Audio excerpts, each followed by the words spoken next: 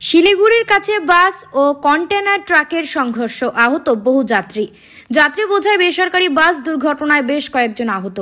বৃহস্পতিবার সকালে দুর্ঘটনাটি ঘটেছে শিলিগুড়ি জলপাইগুড়ি জাতীয় সড়কে ফাটাপুকুরে। আহতদের চিকিৎসার জন্য হাসপাতালে পাঠানো হয়েছে। স্থানীয় সূত্রে জানা গিয়েছে, শিলিগুড়ি থেকে যাত্রী নিয়ে কালচিনির উদ্দেশ্যে যাচ্ছিল বেসরকারি বাস। ফাটাপুকুর ট্রাফিক মোড়ে সিগন্যালের জন্য দাঁড়িয়ে পড়ে একটি ট্রেলার গাড়ি। সে সময় এই যাত্রী বোঝাই বাসটি ট্রেলারের পিছনে সজোরে ধাক্কা মারে। এতে বাসের সামনের অংশ বেশ ক্ষতিগ্রস্ত হয়। দুর্ঘটনার ফলে চালক সহ 23 জন যাত্রী আহত হয়েছেন। ঘটনাস্থলে ছুটে আসেন traffic OC Bappa Saha, DSP traffic Arindam Pal Chowdhury ও রাজগঞ্জের বিধায়ক খগেশ্বর রায়। আহতদেরকে উদ্ধার করে রাজগঞ্জ গ্রামীণ হাসপাতাল ও উত্তরবঙ্গ মেডিকেল কলেজ হাসপাতালে চিকিৎসার জন্য পাঠানো হয়। দুর্ঘটনা তদন্ত শুরু করেছে রাজগঞ্জ থানার police. Bureau report, Uttarbanga today 24। বাড়িতে ছিলাম, বাড়িতে ফোন করে আওয়াজ শুনলাম জোরে যে অ্যাক্সিডেন্ট হয়েছে। পরে এসে দেখলাম ট্রাকের পিছনে সিগন্যাল দিছিল, লাল রেড সিগন্যাল দিছিল, ট্রাকের পিছনে ট্রাক দাঁড়ায় পড়ছে। ট্রাকের পিছনে বাস রোল করে ব্রেক রোল করে গিয়ে বাস মাইরে দিচ্ছে। কতজন আহত হতে পারে? 10-15 জন তো আমরাই পাঠাইলাম এখানে এসে দৌড়াদৌড়ি করে। মোটামুটি হাত পা লাগছে, মাথা মুথা ফাটছে, এরকম দেখলাম। তখন হসপিটালে গেলে বোঝা যাবে বাদ বাকি কি রিপোর্ট আছে না আছে। কি বুঝলেন কার গাফিলতি হতে পারে? এবার গাফিলতি ফট করে সিগন্যাল দিয়ে দিচ্ছে, ট্রাফিক রেড দিয়ে দিচ্ছে, সামনে ট্রাক ব্রেক মারছে, বাস আলা স্পিডে ছিল, পিছনে এসে ব্রেক মেরে দিচ্ছে। বাসটা শিলিগুড়ি থেকে কালচিনি যাচ্ছিল, বীরপাড়া 80 মারা হয়।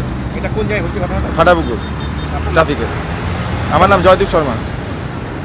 ফাটাপুকুর মোড়ে একটা বাস কালচিনির দিকে যাচ্ছিল শিলিগুড়ি থেকে। সেই বাসটা একটা দাঁড়িয়ে থাকা ট্রাকে পেছনে এসে মারে এবং কিছু লোক আহত হয়।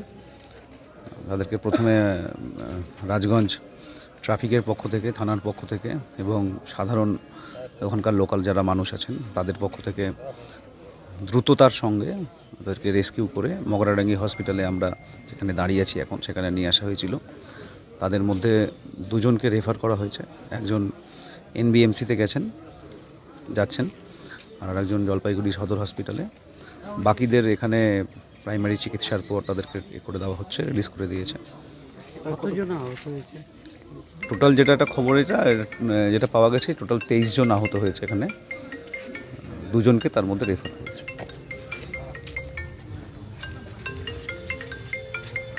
ট্রাফিককে বললে ভালো হবে, কিন্তু ঘটনাতে সামনে গাড়িটা দাঁড়ায় ছিল, ওই গাড়িটা হয়তো কন্ট্রোল করতে পারেনি, সে পিছনে মারিয়েছে। সম্ভবত ব্রেকে কোনো প্রবলেম ছিল, ড্রাইভার যেটুকু শুনলাম ব্রেকে প্রবলেম হচ্ছে, ব্রেক ফেল করে গেছে, যে ওজোরের পিছনে ধাক্কা মারছে, প্রচুর ইঞ্জোর হয়ে গেছে।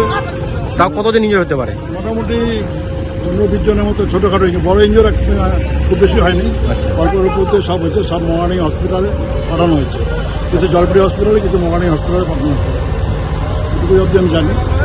আর যা যা প্যাসেঞ্জার ছিল সব লাগেজ থেকে বার করে সব প্যাসেঞ্জার গাড়িতে করে, বাসে করে পাঠিয়ে দেওয়া হয়েছে।